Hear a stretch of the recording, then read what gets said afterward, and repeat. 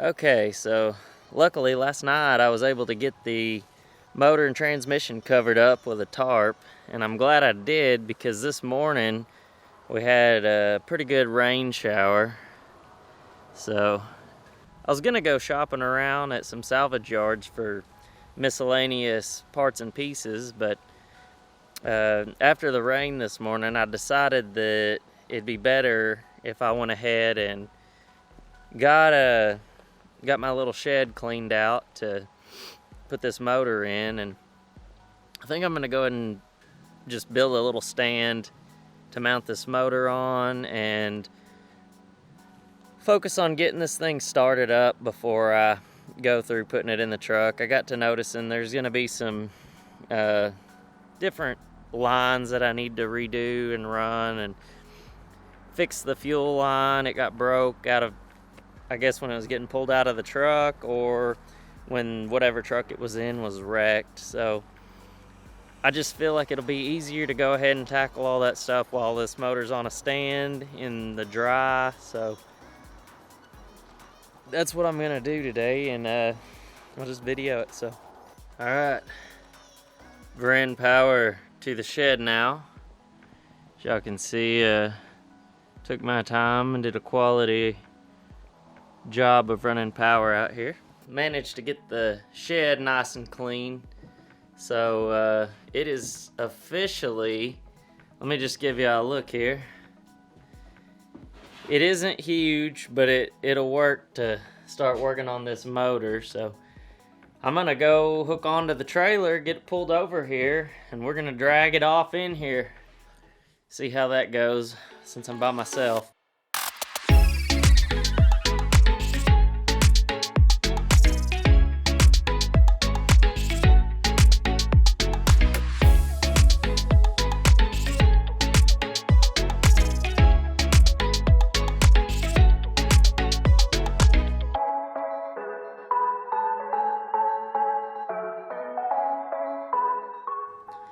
And this, my friends, is what you call redneck ingenuity. Now the real question, though, is will it actually work? I guess we'll find out. Let's just give it a try. Well, I'm not gonna lie, so far this is going smoother than I thought. And my little redneck engineered device here is working out lovely. If you want to purchase one, they are for sale at a mere price of $100 a pop. Alright guys, the motor is officially in its new temporary home, where hopefully it will end up being started and I'll get all the bugs worked out on it. So, alright, what I'm going to do now so that I can lift this motor up is I'm gonna reinforce this here 2x6 that spans the cross to both walls, and at some point in the past I'd already reinforced this side with a double 2x6, and then I'm gonna build a beam or find a piece of metal beam laying around if I've got it. And I'm gonna use that to lift this motor up.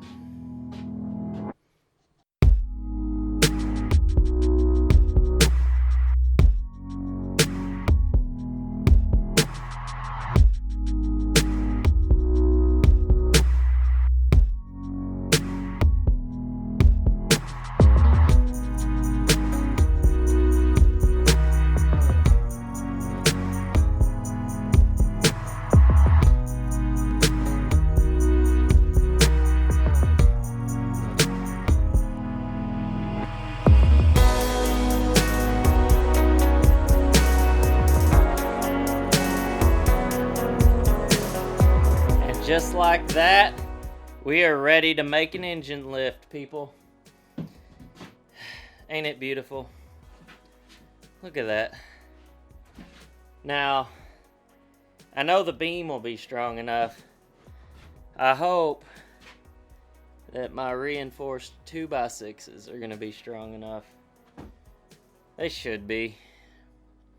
Because not only is it hitting the reinforced ones, but it's also spanning across 2 more, and the weight of the motor is actually going to be distributed across 4 2x6s, so it should be plenty strong. The beam had to be real strong because it's holding every bit of the weight. So anyway, I'm no mechanical engineer, but I think that'll work. Alright, just in case any of y'all are curious what this motor looks like up under the intake, here we have it.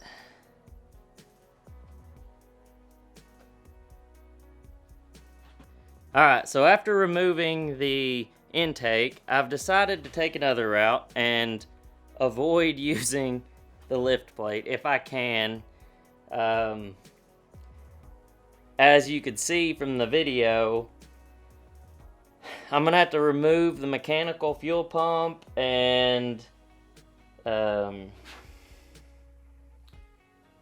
you know, I think I could get around removing the injectors, but really I just don't want to remove that mechanical fuel pump and that plate if I don't have to. If I have to, I will, but now that I have the intake off, I'm a little less concerned about putting pressure on it and cracking it.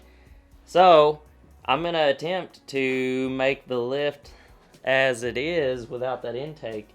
I feel a lot more comfortable. The other day I kind of made a little attempt and quickly seen that it was putting a lot of force and pressure on that intake, which is why I decided to go ahead and purchase that lift plate. And if I need to use it, I can use it, so that's good. But for the time being, I'm going to avoid having to remove that plate and mechanical fuel pump if I can. But alright, let's just see how this goes.